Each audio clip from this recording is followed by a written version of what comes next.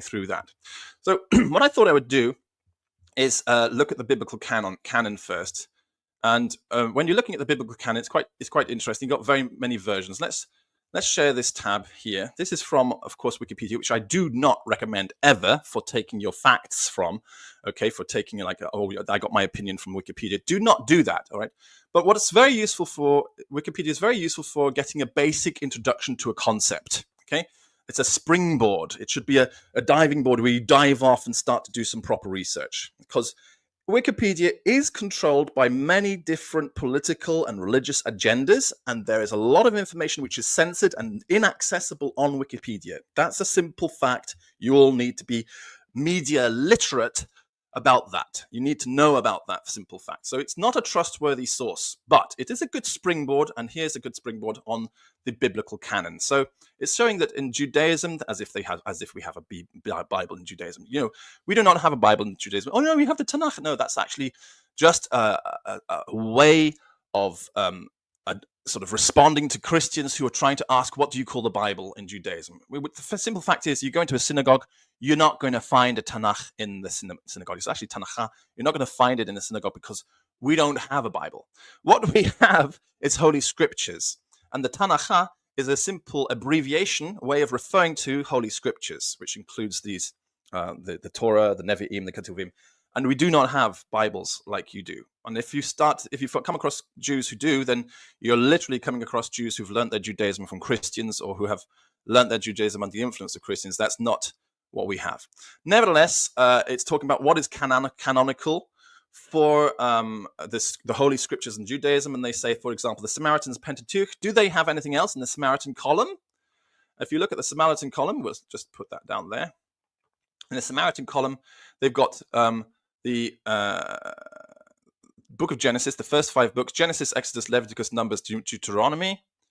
And then they have absolutely nothing else. You see, it says no for everything else. Everything else they don't have. Samaritans only use the Pentateuch, the Torah, the 5 books of Moses. That's all they use. And then you've got the Jewish canon here of what we consider to be Holy Scriptures. And you're going to see, yes, we have all these yes and no's, yes and no's, yes and no's. You can go through and can see what's what there. You have the Protestant canon. And when it says Protestant canon, it really means non-Lutheran, non-Anabaptist, because the Lutheran and Anabaptist canon is basically the same as the Catholic Bible. The only difference is that there are a couple of books which are called Apocrypha, which are not taken out of the Anabaptist Bible. They are kept in the Anabaptist Bible and the Lutheran Bible. It's just that they regard them as Apocrypha. Okay? And you see that there's basically an agreement between the two. They have them. It's called Apocrypha in the Luther. When it says, no, it's not canonical, but it's called Apocrypha, it doesn't mean that it's not in there. It is in there. Actually, this one is not, actually. I just happened to stop on the one which is not. But they do have, for example, the Book of Maccabees. We get down to the Book of Maccabees. Should be... I can't even see Maccabees on the list now. Proverbs. There we go, Maccabees. It says these things are... Let's have a look. Maccabees 1 and 2. Yeah, you see it says that the Lutheran Bible says that, no, this is Apocrypha. And then you see in the Protestant Bible, it says, no, Apocrypha, it's purple. So it's purple, meaning it's not even going to be found in a Protestant Bible. But when in the orange here, it is found in these Bibles. It's just that it's not considered canonical. And then you'll see in the Catholic Bible, it is there. And the same as the Anabaptist Bible. So we're not interested in the things which are not relevant for Anabaptists, and because Anabaptists are the Christians who I can relate to as an Orthodox Jew, the ones who I can find most common ground with to be able to talk about Messianic Noahide Judaism. I can't find it with others. So the Anabaptists are the ones which follow for their system, and that is these things are apocryphal. But they are inside the Bible, and they're part of the story. You need to know that they're part of the story. Why are they apocryphal? Well, because they're not really part of the Septuagint. And the Septuagint is the beginning of the Christian Bible. And if you throw out books from the Septuagint, then you've thrown out books from the Christian Bible. Okay, you should know the Baraita of the Telia, which I've told you before, about the origins of the Christian Bible, where the New Testament comes from, and everything. I've told you all that. Hopefully, you will remember that in the stories we've covered on this channel. And the Septuagint is an integral and important part of that, according to Judaism. According to Judaism. Now, of course, you've got the Tovia singers of the world who like to go around, deceiving you somewhat to try and throw you off the track, throw you off the scent, pretending that the Septuagint is just the first 5 books of the Pentateuch, basically. Even though we've got a different word for the Pentateuch. Pentateuch is a Greek word referring to the first 5 books of the Bible. These ones up here, Genesis, Exodus, Leviticus, Numbers. This is called the Pentateuch. This is a Greek word, and it is independent from the Septuagint, which is also a Greek word, and it refers to something slightly different. Okay, but Tovia singers will have you believe that there is no difference between Pentateuch, the Greek Pentateuch, and the Greek Septuagint, and they'll pretend that they're the same thing. Well, sorry, Tovia, the Talmud disagrees with you, because the translations into Greek of the entire Septuagint includes passages which are discussed, which are outside of the Pentateuch. So more than just the Pentateuch was translated in the Septuagint, according to Judaism.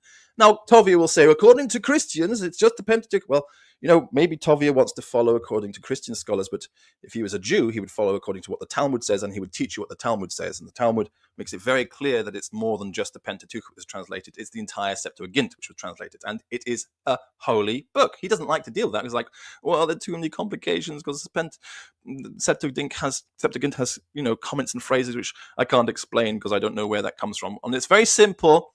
If you studied properly, Tovia, you would know that those passages which are slightly different from the direct Tanakh translation, Tovia really behaves like a Karaite or a Sadducee, because he doesn't seem to understand the oral Torah explanations of those passages, for example, given in Rashi, which explain in more detail. An example, for example, is where in the Psalm 22, where it says that lions are at my hands, right?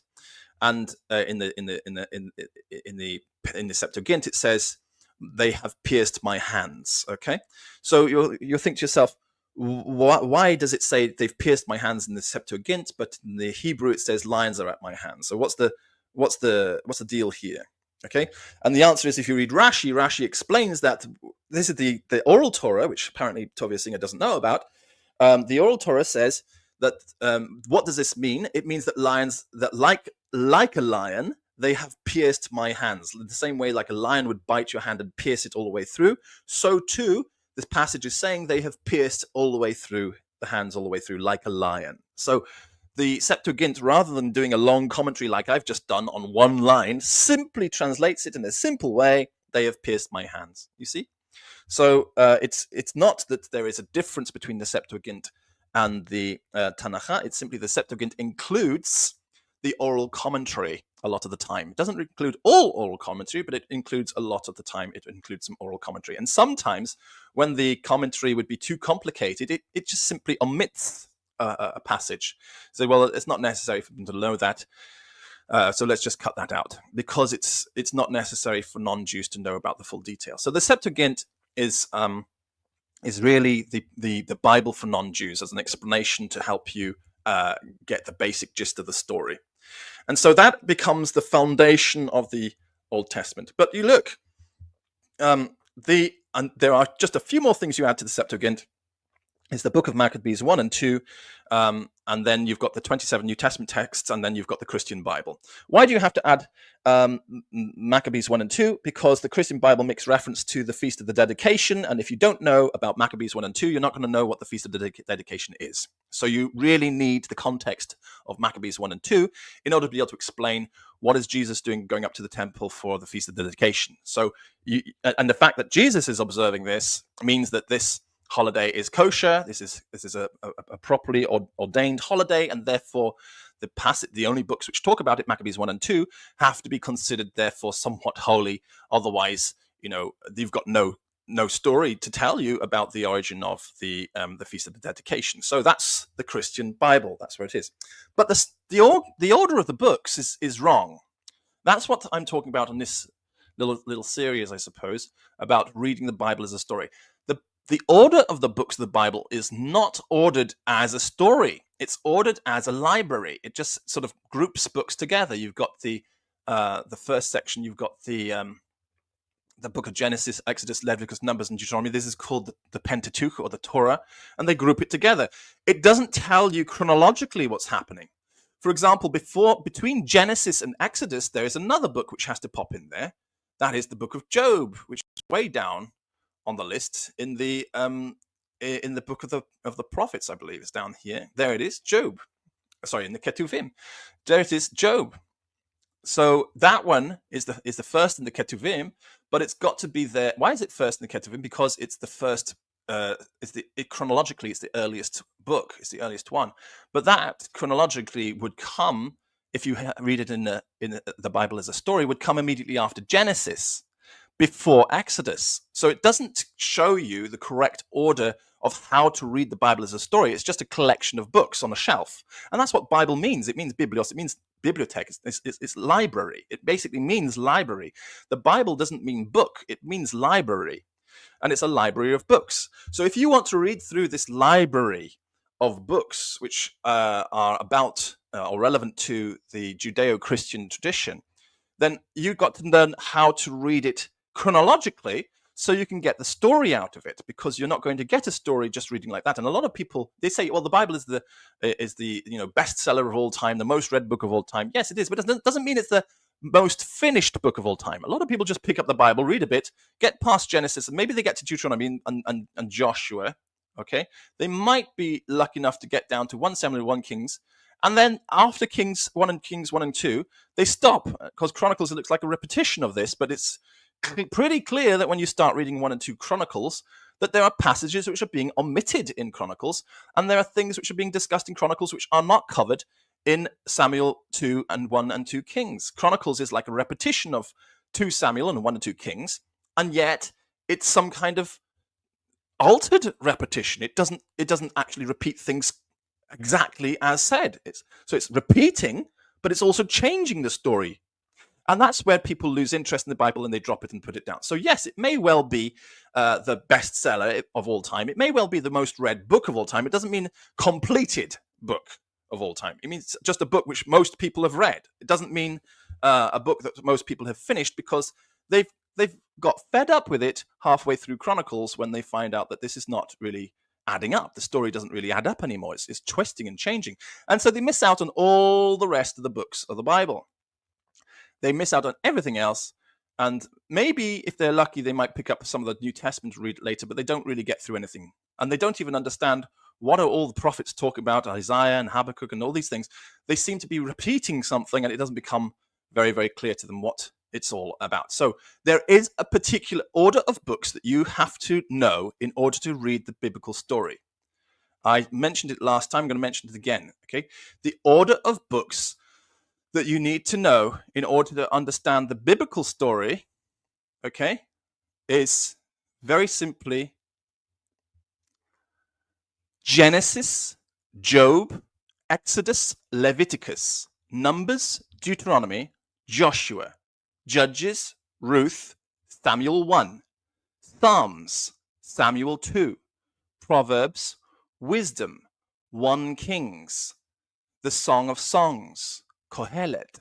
This is otherwise known as Ecclesiasticus or Ecclesiastes in the Christian translation. I don't know why they translate that guy's name into Greek. They don't translate Isaiah into Greek. They don't translate Jeremiah into Greek. But for some reason, they translate Kohelet into Greek, and everybody thinks they missed the point. It's actually the name of somebody. The book of Kohelet, Ecclesiastes. And then after Kohelet, you've got Hosea, Jonah, Amos, Micah, Isaiah, Judith, 2 Kings, Zephaniah, Habakkuk, Tobit, Nahum, Ezekiel, Jeremiah, Obadiah, Lamentations, Baruch, Daniel, Zechariah, Haggai, Ezra, and then you've got 1 Chronicles and 2 Chronicles. And I'll explain why you have 1 Chronicles and 2 Chronicles there. Because 1 Chronicles and 2 Chronicles is a rewrite of the Bible, which was rewritten after the time of Ezra, around the time of Ezra, because people were not observing according to the opinion of people like Ezra and Nehemiah, they were not very happy about the way they were observing Judaism, and they thought if we alter the story of our history, if we change the story of our history, if we change 2 Samuel, 1 Kings, 2 Kings, if we change it and make it look more sanitized version, okay, then maybe people will be able to follow the religion more clearly. If we cut out all the wicked kings and cut out all the bad things that David did and Solomon did and just pretend that they all, holy kings, a list of holy kings, then people might be able to follow Judaism more clearly. So literally in the time of Ezra and Nehemiah, they rewrote the entire Bible as Chronicles 1 and Chronicles 2. And that's exactly where you have to read it. You don't read it beforehand, you read it there, and it's just basically a record for you to know how did they change the Bible. And then you get Nehemiah, and then you get Malachi, who basically says, you have failed, okay? Because they changed the Bible. So the Chronicles 1 and Chronicles 2 is not the way. You also find a lot of the time that Christians who want a cheap answer to understanding the story won't read the whole Bible. They'll just read Chronicles 1 and Chronicles 2, and they get a completely skewed, twisted view of the history because they don't realize they're reading a sanitized version of the Bible, which was designed by Ezra and Nehemiah in that time, okay, in order to try and make it easier for people to understand the religion. And they were criticized for doing so. Even worse, sometimes they include the prayer of Manasseh in there, which is not necessary at all. Manasseh was a wicked king, but in Chronicles 1 and 2, they try and make it, he wasn't so bad. So it's actually there to show you how history was twisted. It's not there to show you, this is the God-given word. This is the God's word right here. What it is, it's God's record of how they twisted the word. And then you'll see passages where it talks about the lying pen of the scribes. It's referring to Chronicles 1 and Chronicles 2. That's what it's actually referring to. Anyway, next you have Malachi, and then you have Joel, and then you have the book of Esther, and finally you have Sirach, and that is the Septuagint. Those are all the books of the Septuagint in story form, in chronological order as you should read it. Then you've got the book of the New Testament, the book of Maccabees 1, book of Maccabees 2, and the 27 New Testament texts, and that will take you to the conclusion. That's the end of the story. So that's how it goes. That's how you read it.